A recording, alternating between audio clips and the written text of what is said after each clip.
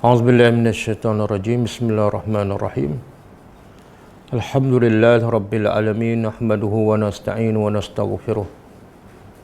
Wa na'udzu billahi min syururi anfusina wa min sayyiati a'malina.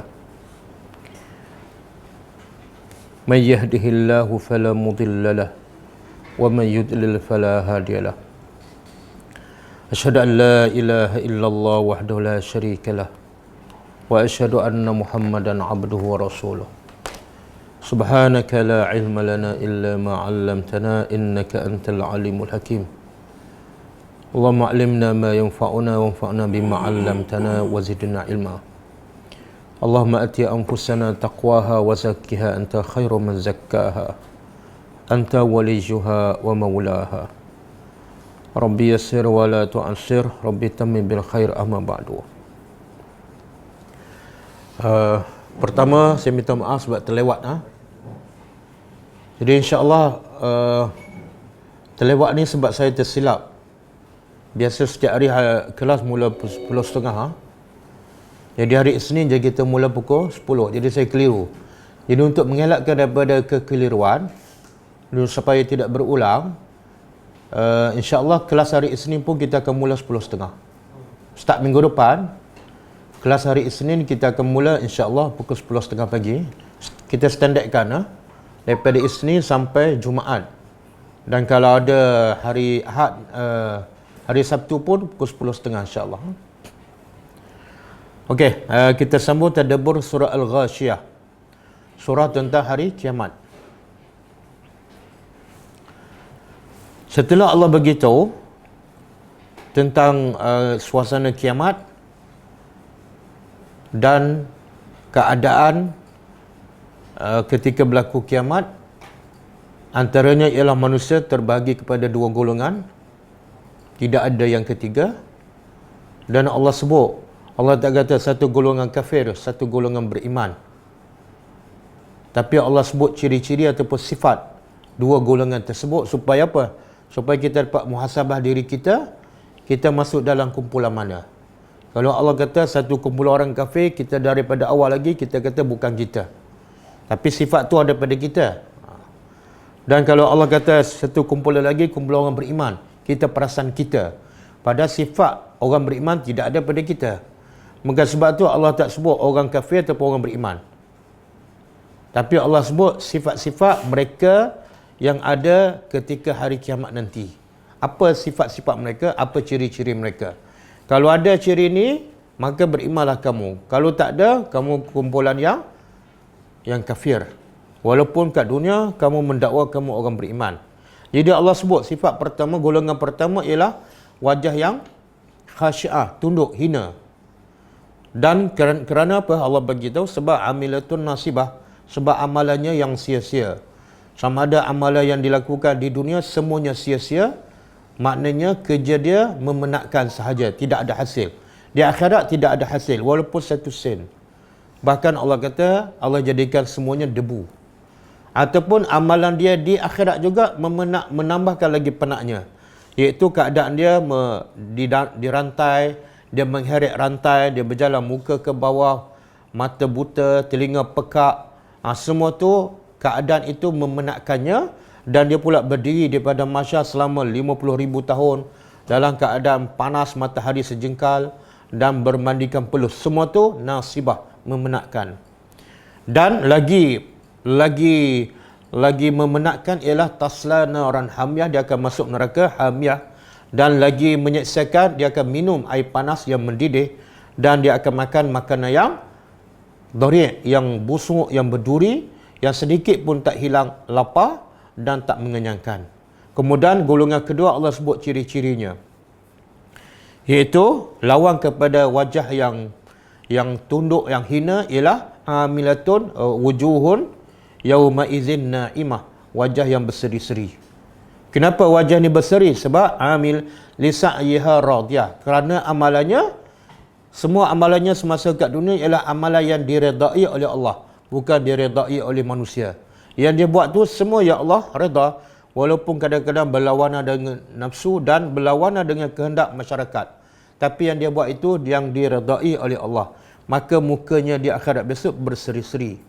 Bahkan nikmat yang lagi besar ialah mereka berada fi jannatin aliyah, dalam syurga yang tinggi.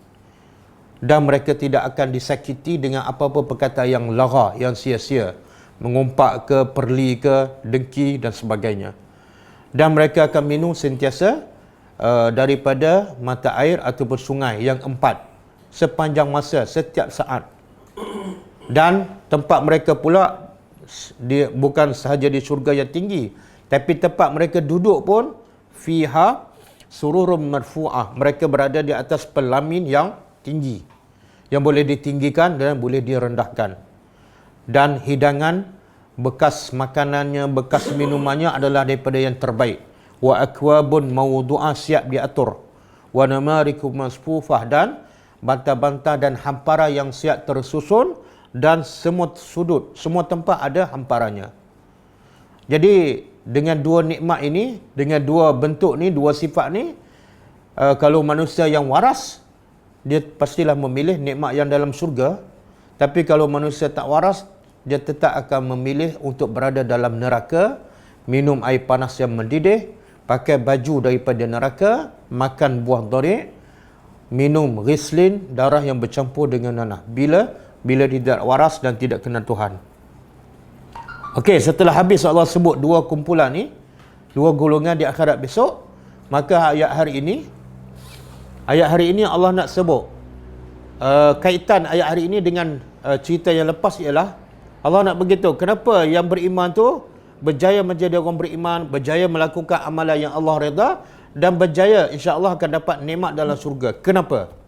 Dan kenapa pula orang yang tak beriman, yang kufur kepada Allah, penat kerja kat dunia, pergi ke akhirat sia-sia, masuk pula neraka? Kenapa? Sebab ayat yang akan datang.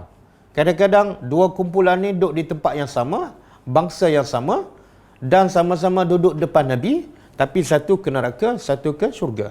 Bukan sebab wahyu tak sampai, bukan sebab berbeza bangsa, bukan sebab berbeza income, pendapatan, tak. Sebabnya ni ayat seterusnya. Nah, okey, Allah bertanya dengan soalan A ni apakah? Dan kita dah belajar sebelum ni, soalan dalam bahasa Arab dia panggil istifham. Istifham soalan. Soalan terbagi pada dua. Satu, hakiki. Yang kedua, majazi. Jadi kalau soalan hakiki ialah Allah nak tahu, soalan untuk mengetahui tentang ilmu, tentang apa-apa saja maklumat. Iaitu soalan direct lah. Apa khabar? Dah pergi Mekah kah? Belum tidur ke? Itu soalan hakiki. Yang kedua, soalan majazi yang bukan nak jawapan, tapi tujuan dia apa dia? Nak perli, nak mencela, nak mengingkari, ataupun nak menegaskan. Contoh, alam nashrah laka sadrak, bukankah kami telah melapangkan hati? Itu soalan majazi tapi nak takrir. Maksud dia ialah sesungguhnya kami telah lapangkan. Dan di awal surah Al-Ghasyiyah, soalan apa dia? Hal ataka hadithul Ghasyiyah. Itu soalan majazi. Allah bukan nak jawapan. Dan apa tujuan majazi? Tujuannya ialah takrir. Allah nak beritahu kepada Nabi, hal ataka, iaitu sesungguhnya, itu penegasan. Sesungguhnya telah datang kepada engkau cerita hari kiamat. Maka tugas engkau apa? Tugas engkau ialah sampai cerita tersebut kepada semua umat kamu. Okey, soalan di sini apa tujuan dia? Soalan ni majazi, tapi apa tujuan? Taubih. Dia panggil taubih.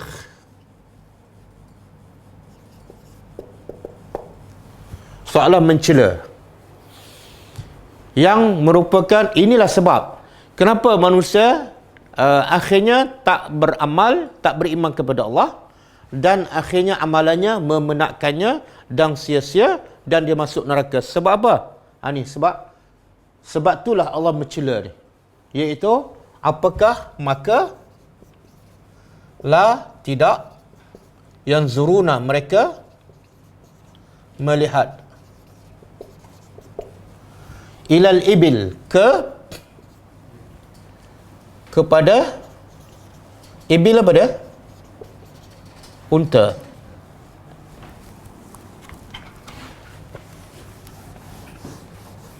Dalam Quran, kita akan jumpa beberapa perkataan yang berbeza, tapi bila diterjemah unta.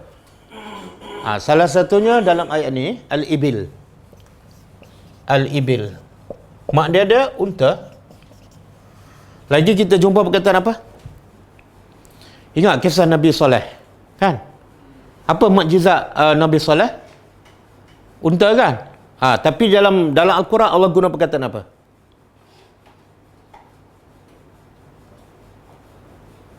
Apa dia? Naqah. Wa naqatallahi wa sukyaha. Naqah. Naqah. Unta juga. Ada satu lagi ayat Allah kata apa? Kepada orang kafir, la yadkhulu al-jannah hatta yalijal jamalu sammal khiyat.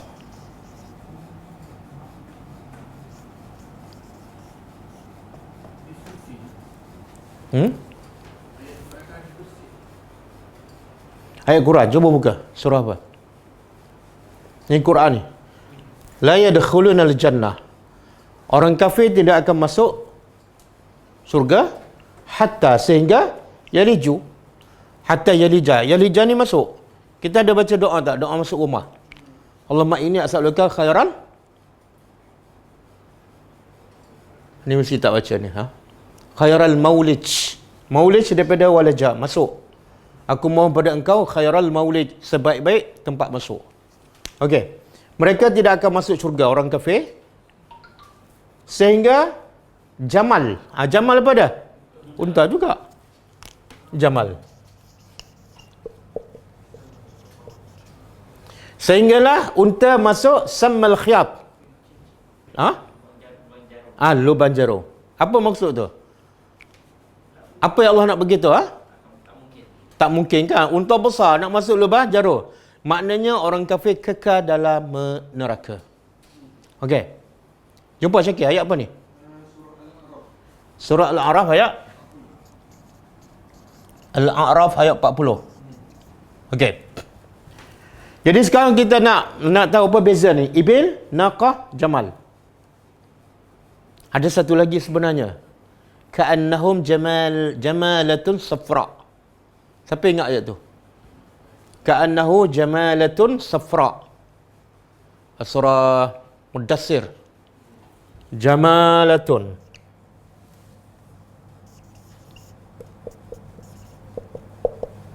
Kan surah Mudassir. Bagian akhir. Ayat berapa? Farrat min kaswarah.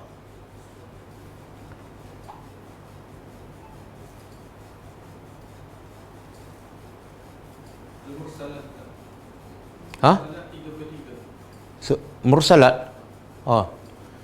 Ayat 33 kan?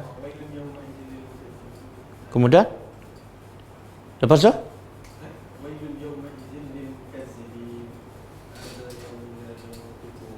Lagi?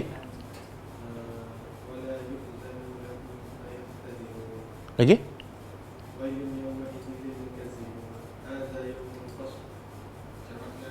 Mana ada perkataan jamal?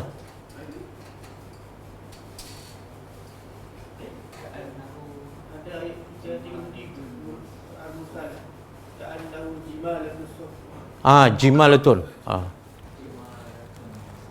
Jimalatun, kan? Dia terjemah apa? Unta, kan? Tengok, kalau kita terjemah, semua dia terjemah unta, tapi sebenarnya dalam bahasa Arab berbeza. Okey. Al-ibil, unta, semua sekali jenis unta. Semua sekali jenis unta, laki, betina ke, jantan ke, gemuk ke, kecil ke, semua dipanggil ibil. Okey. Naqah, unta betina. Yang mukjizat Nabi Yusuf dia panggil naqah. Sebab apa? Sebab itu unta betina. Jamal, unta jantan. Kalau naqah unta betina, jamal unta jantan. Kalau jimalatun jamak kepada jamal. Iaitu unta jantan. Unta jantan. Jadi kalau jamal ni dia unta jantan, tapi syarat dia apa dia? Mesti yang besar, yang gemuk, yang dah boleh melahirkan anak. Kalau yang kecil dia tak panggil jamal. Sebab tu Allah buat contoh ni, orang kafir tak boleh masuk syurga sehingga unta yang mana masuk ni? Jarum. Unta yang besar.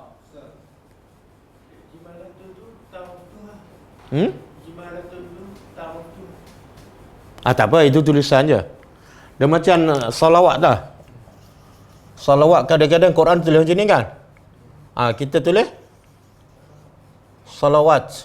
Dia itu tulisan, tak apa. Okey. Jadi sekarang Allah kata, tidakkah mereka melihat? Dia sebenarnya yang zuru ni melihat ke memerhati? Beza tak? Kalau melihat apa dia bahasa Arab? Melihat. Melihat dengan mata. Tak, nazara daripada ni lah. Ya, yara. Kalau fi'il madhi ra'a, kalau mudhari' yara. Kan? Kalau ramai yarawna. Yarawna. Yang ni yang zuru daripada perkataan nazara. Nazara. Kalau mudhari' yang zuru. Kalau seorang kan, kalau ramai yang zuru nak. Jadi tengok penggunaan bahasa cukup tepat. Allah tak guna perkataan yarau sebab berbeza dengan yang zuru. Yang Allah cela mereka sebab apa? Sebab mereka tak yarau ke, mereka tak yang zurun. Yang zurun. Kalau yarau ni tengok sepitah lalu je tengok kan? Tak. Yang tu orang Arab tengok, tak ada masalah. Yang orang Arab tak buat, yang Allah cela pada, mereka tak memerhati. Memerhati apa ni? Ialah kepada unta, tengok apa ni? Perhati, bukan perhati pada unta ni. Soalannya apa? Kaifa, bagaimana? Khuliqat, ia diciptakan. Jadi sekarang, yang Allah suruh apa dia? Fikir. Tengok ke fikir? Fikir. Okey, fikir. Fikir apa ni? Kepasangan. Pasal. Ciptaan? Okey, kenapa Allah suruh perhati bagaimana unta dicipta? Sebenarnya apa message? Apa tujuan perintah Allah supaya manusia perhati ciptaan unta? Unta tak bila sekali 3 bulan boleh tahan. Tak, itu cara kita perhati. Tapi apa hasil yang Allah nak daripada pemerhatian itu? Hebatnya. Targetnya ialah supaya Allah nak bagi tahu siapa aku yang sebenar. Allah jadikan dia tak nampak. Tapi banyak tak bukti-bukti yang menunjukkan Allah yang tak nampak tu sangat hebat? Banyak tak? Banyak. Sebab tu Allah jadikan makhluk dia berbagai-bagai jenis, berbagai-bagai bentuk. Supaya apa? Supaya manusia kenal kehebatan Allah melalui ciptaan yang berbagai-bagai dan hebat. Kalau Allah jadikan kambing, semua binatang yang dimakan oleh manusia, semua bentuk kambing je. Jadi orang tak akan nampak kehebatan Allah kan? Okey. Jadi perintah di sini ialah perhati, bukan perhati pada unta. Tak. Ini arahannya. Perhati bagaimana unta dicipta. Okey. Kemudian Allah guna fi'il apa ni? Yang zuru fi'il apa? Mudhari' ke amar?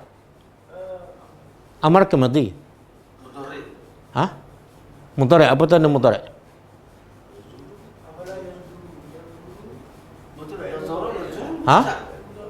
Fi'il mudhari'. Habis kenapa ada dua jawapan tadi? Fi'il mudhari'. Okey, mudhari' menunjukkan apa? Sedang lagi? Sepanjang. Maksud apa ni? Bila Allah guna perkataan mudhari', ada maksud, iaitu Allah nak manusia sentiasa memerhati ciptaan dia. Kalau sekali setahun tak menepati perkataan yang zurun. Sekali seminggu belum. Yang menepati apa dia? Tengok je ciptaan Allah, terus berfikir. Dan banyak tak ciptaan Allah? Kita jumpa setiap hari tak? Bukan setiap hari, setiap saat. Maka Allah kata, wa fi anfusikum afala tubsirun. Pada ciptaan diri kamu tu, kamu tak berfikir ke? Macam-macam yang kita boleh fikir untuk merasai kebesaran Allah. Sebab makhluk Allah ada depan mata kita setiap saat, di mana-mana saja kita berada. Okey. Cuma sekarang, kenapa Allah, yang pertama Allah tanya tentang unta. Kenapa mereka tak perhati ciptaan unta? Lepas tu langit. Lepas tu jibal, gunung. Lepas tu bumi. Dia antara ciptaan langit dengan unta, yang mana lebih besar dan menunjukkan kehebatan Allah? Langit. Kenapa sebut unta dulu? Sebab tu Allah kata tengok ke langit dulu. Lagi nampak kehebatan Allah kan dibanding dengan unta. Sebab unta dekat depan dekat dengan dia. Ha? Sebab unta tu ada depan dia dekat dengan dia. Mungkin dia boleh tengok.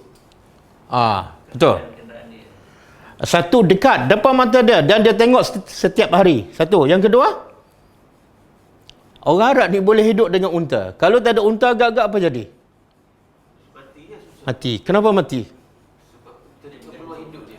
Sebab Mekah ni tanah padang pasir. Dia tak ada tumbuhan, tak ada bahan galian, kelapa sawit tak ada. Sumber untuk makan memang tak ada. Maka dia ada satu je sumber makanan dia, iaitu dengan berniaga. Berniaga ke mana?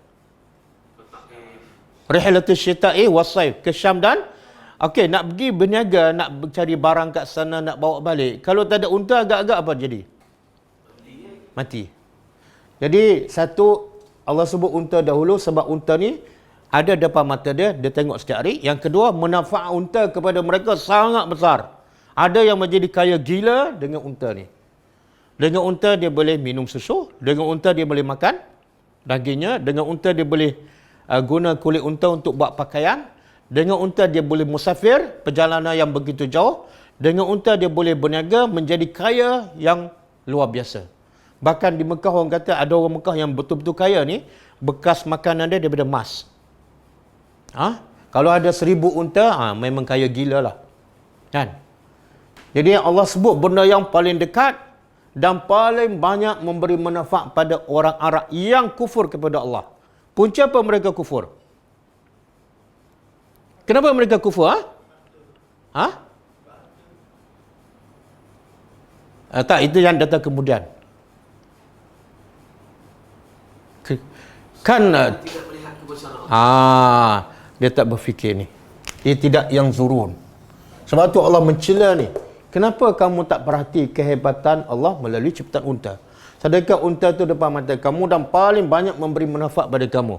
Punca kamu tak perhati, kamu tak kenal Tuhan, tak beriman dengan Allah. Tak beriman dengan hari kebangkitan. Sebab apa? Sebab dia kata kalau manusia dah mati, dah hancur, Allah tak boleh bangkitkan semula kan? Jadi cuba perhati pada unta. Unta tu apa kelebihan dia?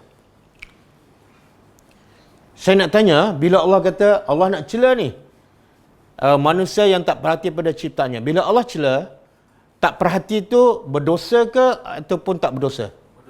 Berdosa. Apa bukti, apa dalil bahawa tak perhati ciptaan Allah berdosa?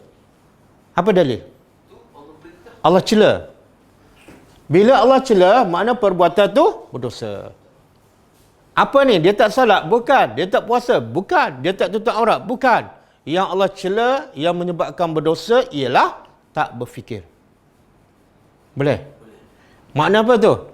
Satu ibadat yang paling penting yang ramai orang Islam tak perasan, dan ibadat ni adalah wajib, dan dengan ibadat inilah manusia boleh kenal Tuhan, cinta Tuhan dan taat pada Allah. Ibadat apa?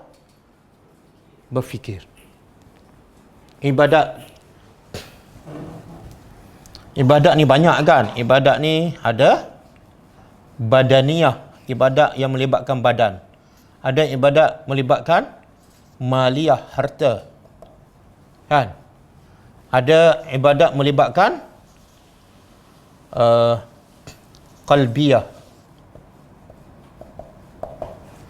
Ibadat yang melibatkan badaniyah apa dia?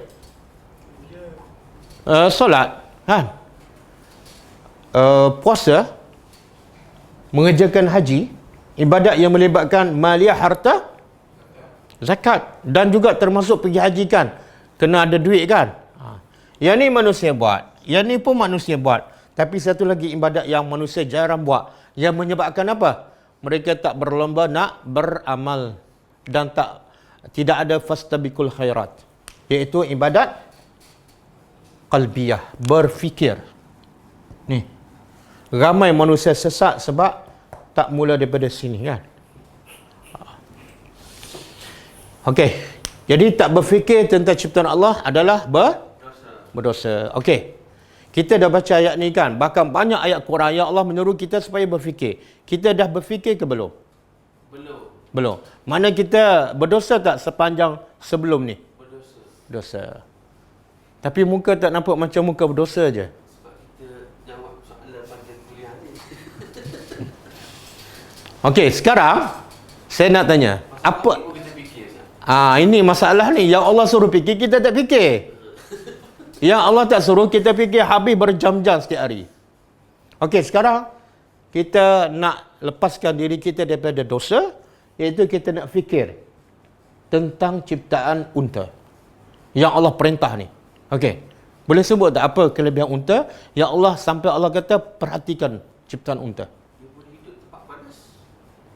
Binatang lain boleh hidup tempat panas? Dia boleh tahan air. Ha?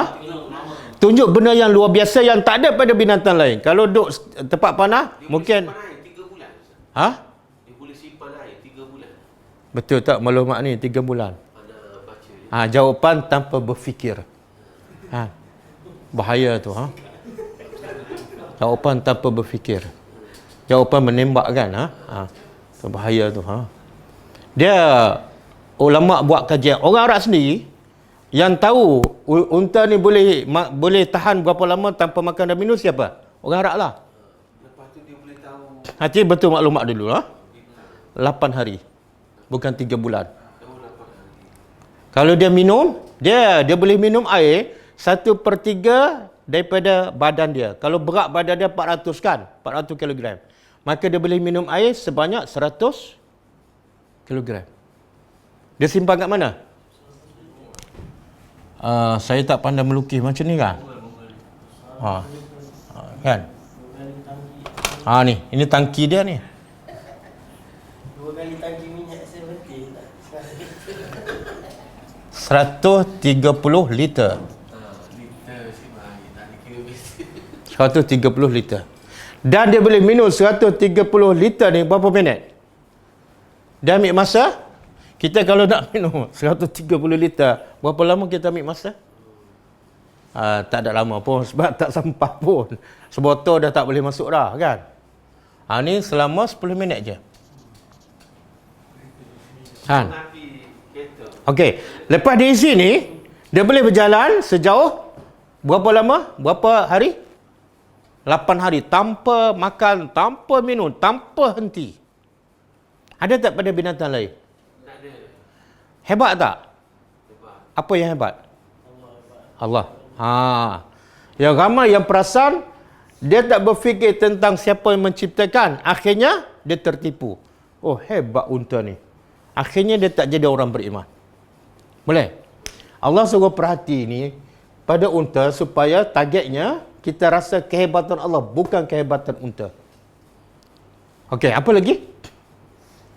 Dia kalau kenapa Allah cipta unta khas untuk orang Arab ni? Dia boleh bau. Kenapa ni? Allah ciptakan dia, satu nak tunjukkan kehebatan Allah lah. Yang kedua, apa faedah dia? Unta boleh berjalan tanpa makan dan minum selama 8 hari. Apa faedahnya? Selain nak tunjuk kehebatan Allah. Geografi muka bumi tanah Arab tu sesuai. Kenapa? Padang pasir. Padang pasir. Bila padang pasir, susah makanan kan? Kemudian air pun susah. Kalau unta ni tak boleh bertahan 8 hari, apa jadi? Mati kan. Kita manusia mati. Unta mati dan orang Arab tu mati. Sebab apa?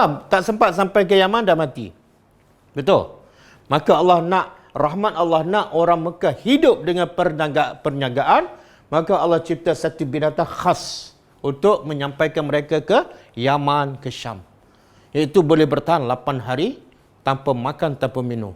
Subhanallah, hebatnya Tuhan.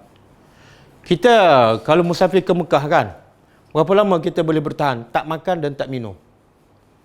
12 jam ni. Betul ke 12 jam boleh bertahan ni? Kadang-kadang sementara nak sampai Mekah 3 kali makan kan? Itu bukan 8 hari, 8 jam je. Betul? Kalau 2 hari kita tak makan, mati. Betul tak? Okey, apa lagi? Kehebatan Allah pada ciptaan unta? Dia boleh bawa jarak jauh je, Ustaz. Mata dia. Tak. Mata dia, kalau kita perhati tengoklah video. Bulu mata dia tu Allah buat 2 lapis. Satu untuk biasa, satu lagi untuk tahan debu. Kenapa? Sebab padang pasir ni penuh dengan debu. Kalau datang angin kuat, kalau kita jadi apa? Kita sedang berjalan di tengah padang pasir, datang ribut kuat. Apa jadi? Habis tak nampak dan masuk mata habis kan? Kita boleh jam kat situ. Tapi unta ni, tengah padang pasir datang ribut kuat, debu habis pun tak ada masalah. Sebab dia ada penapis. Okey, lagi? Hidung dia Tapak kaki dia tenggelam. Dia tapak kaki, kalau perhati tapak kaki unta ni, kalau kambing masuk padang pasir tenggelam, lembu pun tenggelam, kuda pun boleh tenggelam. Tapi Allah cipta khas tapak kaki unta, padang pasir lembek macam mana, dia tak tenggelam. Kalau tenggelam, dia boleh angkat balik. Okey, lagi? Mulut dia, kita tahu tak unta makan apa? Dia padang pasir ni biasa ada apa? Ada tak tumbuh-tumbuhan yang menghijau? Ada? Tak ada kan? Jadi dia makan apa? Ni, nak pergi sampai ke Yaman ni, bukan 8 hari. Mungkin 2 minggu, mungkin 3 minggu. Dan perjalanan tidak ada RNR. Rumput-rumput hijau tak ada. Habis unta tu makan apa? batu lah. Ada pula makan batu. Pokok kaktus dia. Makan daun-daun yang kering dan pokok-pokok yang berduri. Dia boleh makan pokok berduri. Dari mana tu? Sebab Allah cipta mulut dia khas. Makan pokok yang berduri tak melukakan dan boleh hancur dalam perut. Ada ciptaan khas yang Allah cipta di mulut dia tu. Okey. Hidung dia, Ustaz, betul? Boleh bawa jarak jauh. Itu saya tak jumpa. Mungkin kot. Wallahualam. Anjing. Itu anjing lah. Dia unta tak perlu cium jarak jauh. Itu anjing untuk. Dan unta ni binatang yang besar kan. Dia boleh bawa berapa kilo barang tu. Ni, perjalanan pada pasir jauh. Kalau pergi ke Yaman, bawa 5 kilo je. Habislah. Bankrupt lah perniagaan. Seberat mata dia. Berapa? Lebih kurang 300 kilogram. 300 kilogram kan? Bawa 1 ekor unta. Okey. Kalau bawa sikit, mana orang Arab tak boleh berniaga lah. Dalam perjalanan jauh dan lama. Tengok-tengok bawa balik kat Mekah, sikit je. Okey. Kemudian, unta ni, kalau nak bawa barang banyak kan, Allah jadikan dia tinggi. Kenapa Allah jadikan dia tinggi? Tak rendah macam kambing. Macam yang si pendek tu. Supaya bila tinggi, dia tak dah beban dia tu banyak sangat. Tapi kuda tak setinggi unta. Kuda boleh lari laju kan, tak penat pun. Sebab dia bila padang pasir, bila musim panas kan, tanah tu panas. Bila panas, dia haba dia akan naik kan. Jadi jarak antara perut unta dengan tanah Allah bagi tinggi supaya tak rasa sangat kepanasan. Dan bulu-bulu unta tu, kulit unta tu Allah cipta khas boleh tahan dengan cuaca yang tersangat panas 50 darjah Celsius dan juga boleh tahan dengan cuaca yang tersangat sejuk. Ciptaan Allah melalui kulit dia. Okey, bila barang nak isi barang banyak, Allah cipta khas untuk memudahkan orang Arab letak barang di atas belakang unta. Apa dia kemudahan tu? Barang banyak ni, 300 kg. Apa kemudahan tu? Dia boleh duduk. Supaya apa? Supaya senang nak letak barang kan. Nak letak apa, tak payah tangga, tak payah apa. Kemudian nak ikat. Kemudian setelah barang dah 300 kg, dah berat kan. Binatang lain tak boleh bangun dah.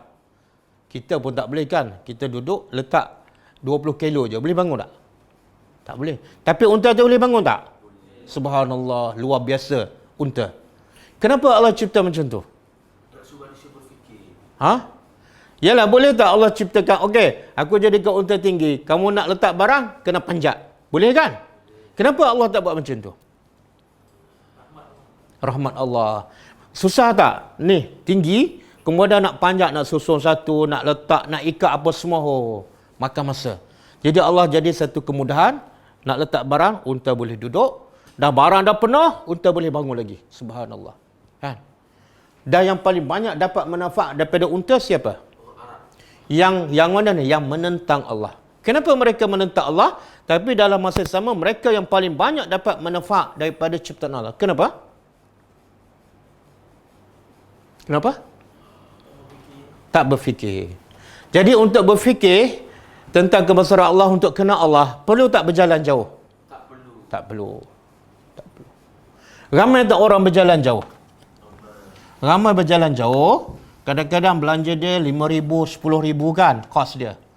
Pergi Turki, pergi New Zealand, pergi mana lagi? Mana-mana kan? Nak tengok kononnya, nak tengok apa? Okey. Tapi akhirnya orang ni yang berjalan pusing satu dunia dah habis duit puluh-puluh ribu, bila balik iman dia meningkat tak? Jadi tak orang yang hebat dalam tadabbur Al-Quran. Ni yang tukang-tukang bawa ni. Perasan tak yang ikut tu iman dia meningkat setelah pusing dunia. Rajin baca Quran, rajin pergi masjid. Ada nampak kesan? Tak ada nampak. Dah tak nampak, kenapa bawa lagi? Okey, kenapa tak nampak? Kenapa tak ada? Kadang-kadang masa dia pergi melancau dia tak baca Quran langsung, betul? Kadang-kadang masa pergi melancau dia tak sempat berzikir. Sepatut semakin tengok ciptaan Allah semakin mudah nak berzikir, semakin mudah nak beramal soleh. Tapi kenapa tak berlaku? Dia tengok tak ciptaan Allah? Kenapa iman tak meningkat? Sebab dia tak yang zuru. Yang zuru. Dia tak yang zuru. Dia hanya yang rauna. Boleh? Ini contohlah. Ini ciptaan Allah.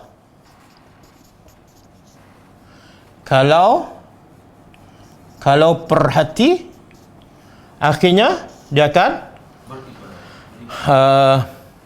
kenal Allah dan taat. Tapi kalau dia hanya melihat ciptaan Allah, akhirnya hasilnya apa? Seronok dan puas. Setakat tu je. Sebab tu ulama kata orang yang melihat kebesaran Allah tapi tak memerhati, dia hanya seronok dari segi fizikal. Tapi hati dia tak tenang, jiwa dia tak bahagia. Sebab itulah bila balik je kat rumah jadi penat. Tapi orang kalau dia perhati ciptaan Allah, walaupun badan dia penat, tapi jiwa dia tenang, hati dia tenteram, dan bila dia solat, dia beribadat pada Allah, dia khusyuk, dia rasa kemanisan. Hasilnya kemanisan. Boleh? Yang ni pergi lihat ciptaan Allah, duit dah habis banyak, akhirnya fizikalnya seronok, tapi bila solat apa dah? Malas. Lepas tu cepat. Lepas tu asyik jamak kasar. Nampak tak? Beza.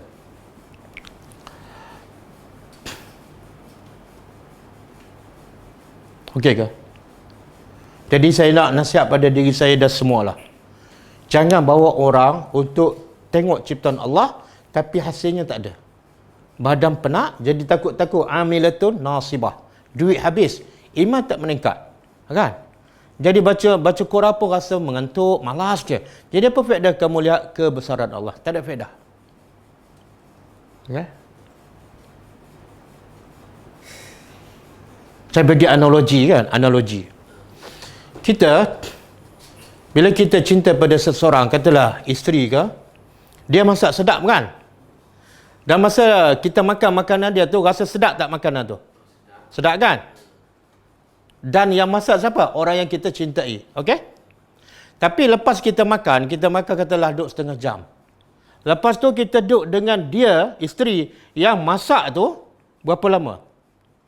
Kita duduk dengan masakan dia setengah jam, tapi duduk dengan dia berapa lama? 23 jam setengah. Mana kita lebih seronok? Duduk ketika makan makanan dia ataupun duduk dengan dia sendiri? Dengan dia sendiri. dengan dia. Kenapa lebih seronok duduk dengan dia? Bukan makan pun. Sebab cinta. Kalau boleh makanan sedap pun, kita nak cepat sudah. Kenapa? Nak jumpa dia. Betul? Betul ke tak? Ini mula-mula kahwin. Dah tua-tua tu, tak jumpa pun tak apa. Okey? Okey. Kita bila tengok ciptaan Allah, termasuklah makan, sedap kan? Tengok tasik, ya Allah cantiknya. Ada tempat-tempat kalau kita pergi, saya pun tak pergilah, tengok dalam video kan, di mana? Maldives lah. Oh, cantiknya. Kan? Orang sanggup berbelanja puluh-puluh ribu duduk kat situ 1 minggu kan? Tapi solat 5 minit, tak khusyuk. Jadi kenapa? Kalau kita dengan orang, duduk dengan masakan dia setengah jam, tapi duduk dengan dia lama. Tapi kita dengan Allah, duduk tengok ciptaan Allah lama, tapi bila solat dengan Tuhan, duduk sekejap. Kenapa? Sebab tak rasa cinta. Silap di mana? Silap itu tak. Yang zulm. Ni. Kaedah dia salah. Kalau dia lihat, dia seronok kat sini. Seronok masa melihat langit, melihat tasik, melihat sungai, dia seronok kat sini.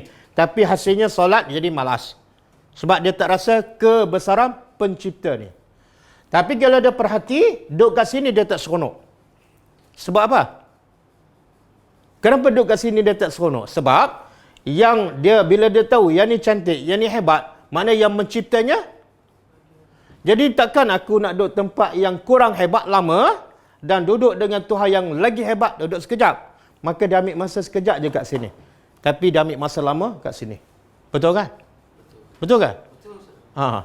Nabi banyak tak tengok tasik-tasik biru, sungai-sungai, pokok-pokok banyak? Tapi bila Nabi solat, lama tak? Lama. Kenapa? Sebab Nabi perhati unta, perhati langit. Untuk melihat kebesaran Allah. Jadi dia duduk kat sini sekejap, tapi bila solat lama. Okey?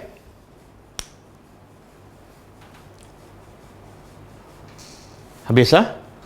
Baru satu benda kan? Unta. Yang kedua, wa ilas sama'i, dan kepada langit. Kepada langit.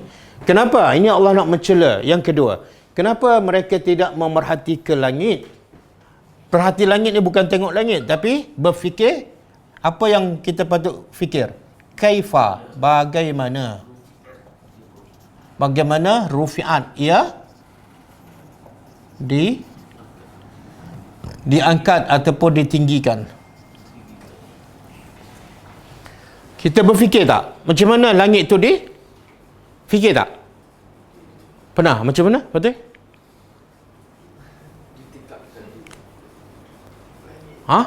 Ni Allah kata fikir tak? Bagaimana langit tu diangkat? Fikir tak?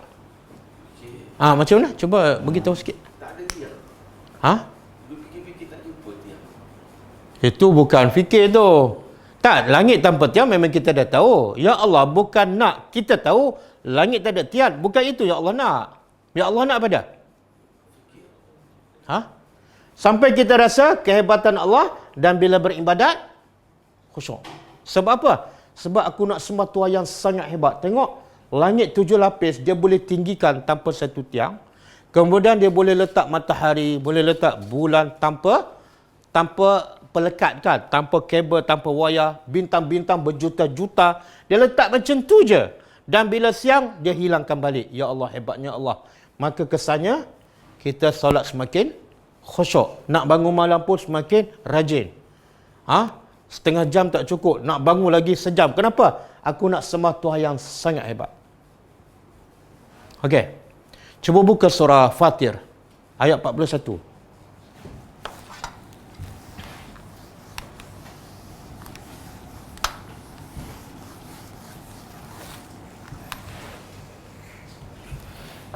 Ayat 41. Innallaha yumsiku samawati wal ard.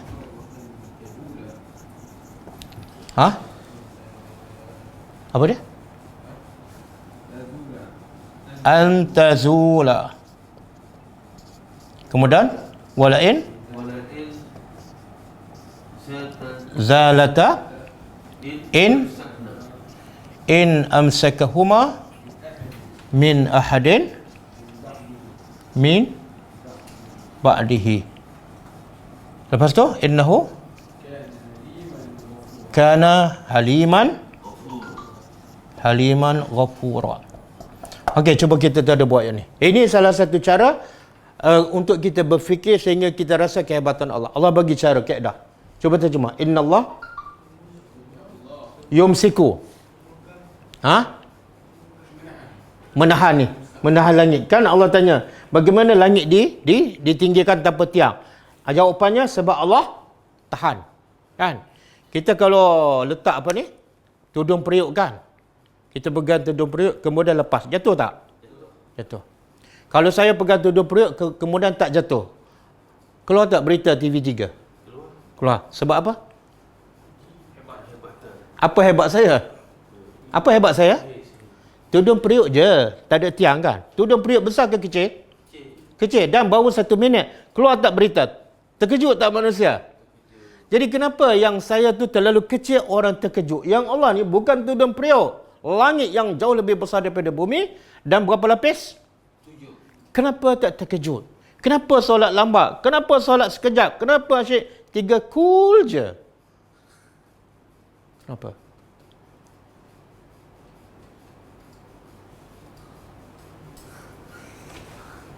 Okey, sesungguhnya Allah menahan langit-langit dan bumi antazula daripada hilang. Kan?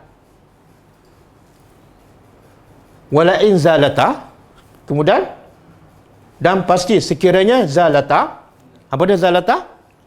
Kalau langit itu Allah tak pegang, apa berlaku? Jatuhkan. Kemudian in amsakahuma, tidak ada seorang pun yang boleh pegang selain daripada Allah. Betul tak? Kalau Allah lepas je langit, habis. Kemudian Allah kata apa? Hujung innahu, sesungguhnya dia adalah maha halim. Apa makna halim? Kita dah jumpa banyak kali halim. Apa makna halim? Tengok ayat ni, hujungnya Allah tutup dengan 2 sifat. Halim, ghafur. Ada kaitan dengan ni. Ada kaitan. Apa makna halim? Apa dia? Penyabar. Dia apa beza dengan sabar? Sabar pun bahasa Arab. Halim, sabar juga. Apa beza? Penyantun lagi tak faham. Sabar dah betul, tapi apa beza perkataan halim dengan perkataan sabar? Kita dah banyak kali jumpa ni. Ada pelajar nak jawab ke? Kalau saya tanya, saya jawab. Saya tanya, saya jawab. Akhirnya sampai mati saya jawab. Siapa ingat apa makna halim?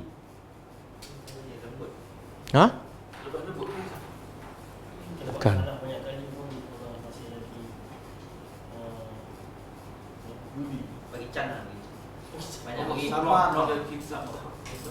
Jadi apa beza sabar dengan halim? Soalannya apa beza sabar dengan halim kan?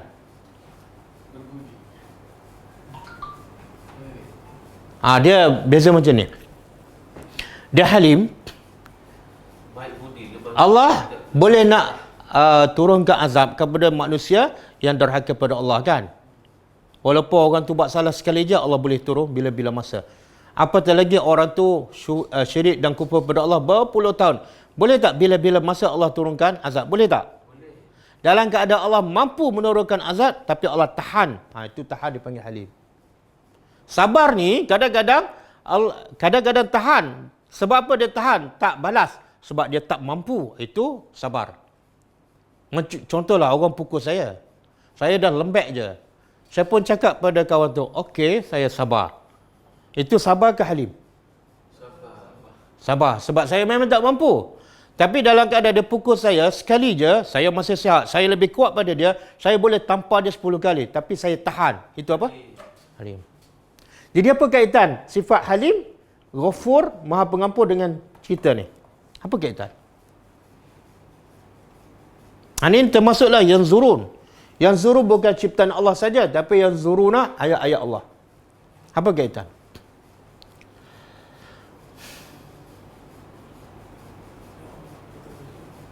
Apa? Kuat sikit Fatih. Kuat sikit. Allah apakan dosa-dosa orang yang tak perhati, Allah sabar menahan tangis. Yalah, apa kaitan dengan cerita ni? Ada langit besar tak? 7 lapisan tepian. Kenapa tak jatuh? Allah tahan. Okey, di bawah langit tu ramai tak manusia yang kufur pada Allah, lawan Allah? Ramai tak? Senang tak Allah nak azab mereka? Dengan cara apa?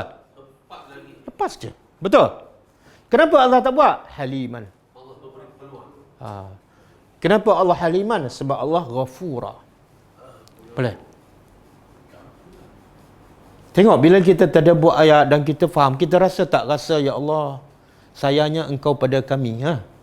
Kita berapa banyak buang masa kufur nikmatkan, tapi Allah masih bagi sihat. Mengumpat tapi mulut okey lagi kan. Mata boleh tengok terang tapi masih tengok benda yang, ya Allah, sayangnya Allah pada kita. Okey. Kemudian wa ilal jibali. Oh, tak habis juga. Okeylah, kita habiskan bahagian ni. Wa ilal jibali, dan kepada jibal. Apa pada jibal? Bukit. Gunung. Allah suruh apa ni? Tengok gunung. Allah suruh tengok ke, perhati ke, panjat? Perhati. Perhati. Perhati. Tengok perintah Allah suruh perhati, tapi yang ramai manusia tak faham perintah Allah. Panjat. Tengok kan? Allah kata perhati pada gunung, tak payahlah pergi panjat. Kan? Sampai 10 jam baru sampai ke muncak, penat letih bawa barang. Tapi tak perhati, yang Allah kata perhati. Faham? Okey, lepas unta, langit. Kan? Unta sebab apa? Sebab dekat dan banyak manfaat pada orang Arab. Langit pula kenapa? Yang kedua? Tak, orang Arab tengok setiap hari tak langit. Jelas tak? Clear kan? Okey. Yang ketiga, gunung pula. Kenapa gunung? Kenapa tak kata tengok pada pokok-pokok? Dan di pada pasir banyak apa? Gunung. Dia musafir ke Yaman, kanan gunung, kiri gunung, depan gunung kan? Jadi Allah kata cuba perhati. Jangan panjat, jangan tengok, perhati. Perhati apa ni? Kaifa, bagaimana, nusibat. Apa makna nusibat? Nusibat dipasakkan. Jadi kalau kita fikir bagaimana Allah pasakkan gunung, kita akan rasa kehebatan Allah. Okey, sekarang cuba fikir sehingga kita rasa kehebatan Allah dalam memasak gunung. Cuba fikir.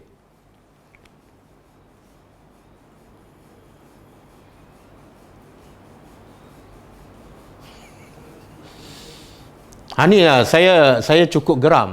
Orang yang suka panjat gunung tapi solat lambat. Orang yang suka berjalan kan, suka pergi duduk kat gua kan, tapi tak ikut perintah Allah. Sebab dia tak ikut arahan dia. Arahan perhati, bukan panjat. Okey. Cuba. Bagaimana Allah pasak tu sehingga ya Allah hebatnya. Sehingga terkeluar ya Allah hebatnya engkau. Manusia memang tak mampu.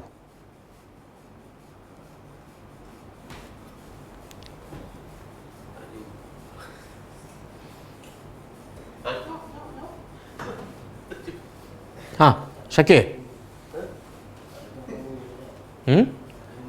Kenapa kita kalau buat cari duit macam-macam cara kita fikirkan, kreatif sangat. Tapi bila nak fikir tentang ciptaan Allah, kita tak kreatif. Kenapa?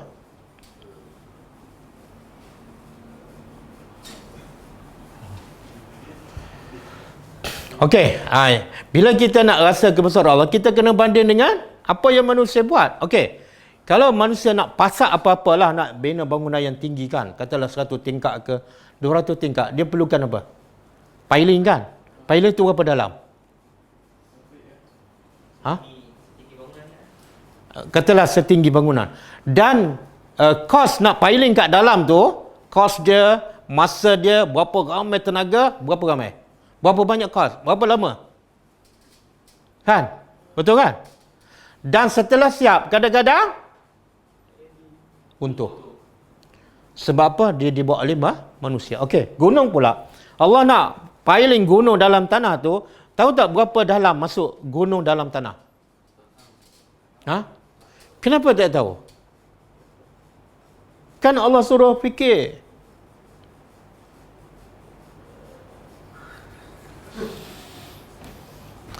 Okey, gunung kan. Orang tahu gunung paling tinggi gunung apa?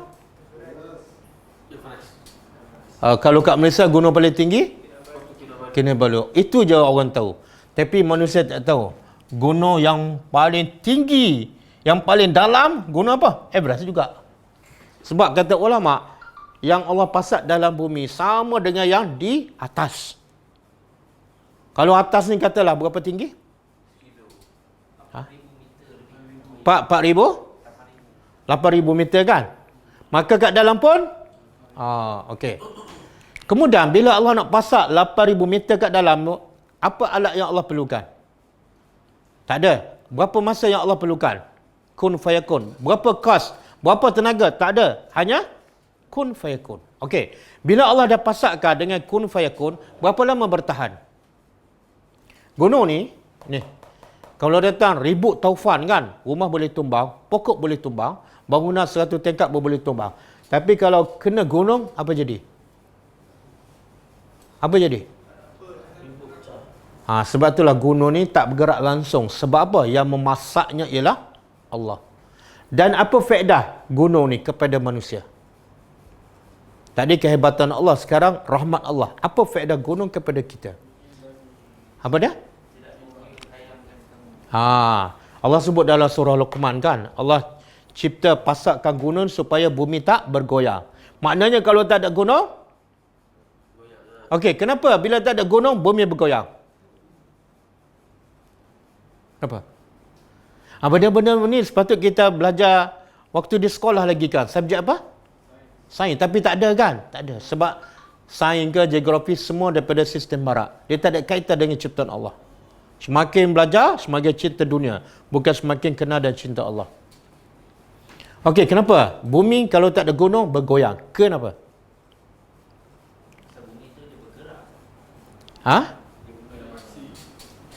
Bumi?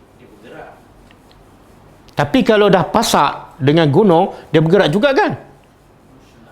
Dia bergerak juga. Bumi memang bergerak 24 jam. Pasak ke tak pasak, dia memang bergerak. Tapi ada sebab lain. Dia ada akal. Tak. Dia kalau kita naik kapal terbang kan, biasa naik kan, bila kita tengok daripada atas, banyak tengok tanah ataupun banyak tengok laut. Laut kan? Pasal apa? Sebenarnya bumi ni, tanah ni, daripada bumi ni hanya 1/3 je. Keliling-keliling dia tu semua adalah laut. 30? Jadi cuba bayangkan kalau bumi yang kecil tu duduk dikelilingi oleh laut, apa jadi? Saya bagi analogi kan. Kalau bola di kolam yang besar, kita letak bola kat tengah. Kan? Air lebih banyak daripada bola kan. Bola kecil je. Apa jadi dengan bola tu?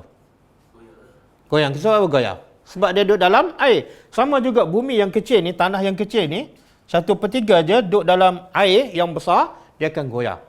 Bagaimana Allah nak bagi bumi tu tak bergoyang? Yang duduk dalam air. Ni. Boleh? Kenapa Allah buat macam tu? Boleh tak Allah nak buat bumi je tanpa laut? Boleh tak? Dan tak payah gunung. Boleh kan? Kenapa perlu laut dan perlu pula gunung? Supaya manusia berfikir dan supaya manusia semakin nampak kehebatan Allah. Sebab tu Allah kata yang berfikir kehebatan Allah ni siapa? Ulul albab. Ni. Allah sebut dalam surah Ali Imran. Inna fi khalqis samawati wal ard wa ikhtilafil laili wan nahar la ayat li ulil. Kemudian Allah beritahu siapa ulul albab? Satu, allazina yazkuruna Allah qiyaman wa qu'udan. Kemudian wa ala junubihim. Yang kedua, ulul albab siapa? Wa yatafakkaruna fi khalqillah.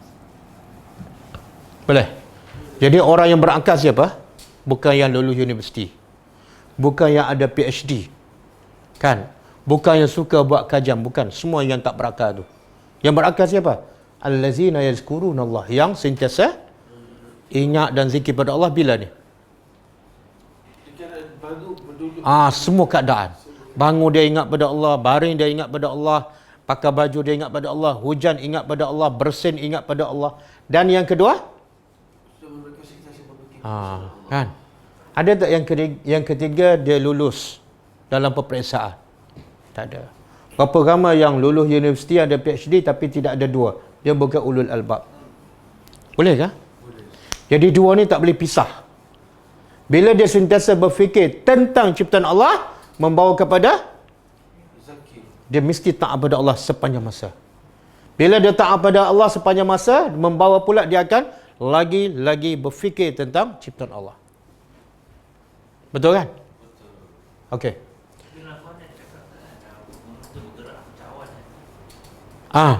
Itu contohlah bergerak macam awan. Bergerak macam awan. Sebab gunung di bumi berpusing tak? Bila bumi berpusing, gunung pun berpusing. Dan bumi ni bulat ke, lepek ke, tiga segi?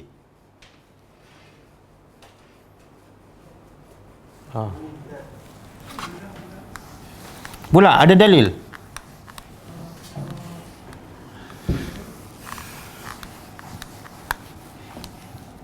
Dia Al-Qadhi Shuraih bila dia baca ayat ni afala yanzuruna ilal ibili kaifa khuliqat. Bila baca ayat ni dia kata apa? Jom kita keluar sekarang juga pergi jumpa unta dan kita fikir. Sebab apa? Allah perintah. Itu pengajian yang betul. Kan? Tapi berapa ramai yang belajar sekolah menengah, sekolah rendah, universiti tak pernah berfikir pasal unta. Sebab tu akhirnya lagi lulus tinggi lagi tak kenal Tuhan. Okey? Apa tu? Daha makna apa? Bentang. Itu bukan menunjukkan bulat. Itu hamparan, bukan menunjukkan bulat. Okey, kita habiskan bahagian ni. Bahagian melihat ciptaan Allah. Satu last sekali, nusibat dipasak, bagaimana ia dipasak. Yang kedua, yang keempat, satu unta, langit, gunung. Yang keempat, bumi. Dan kepada bumi, lihatlah, perhatilah kepada bumi, apa dia? Kaifa? Bagaimana ia dihampar. Hampar. Apa maksud hampar? Apa mana? Ialah bentang, hampar. Ada dalam surah apa? Alam naj'alil arda mihada. Ini makna sama semua ni. Sutihat, mihada. Apa yang Allah nak begitu ni? Allah suruh kita berfikirkan. Kamu tak tengok ke bagaimana Allah hampar bumi? Makna apa? Kalau kita fikir, kita akan rasa kebesaran Allah. Okey, di mana kebesaran Allah dalam menghampar bumi?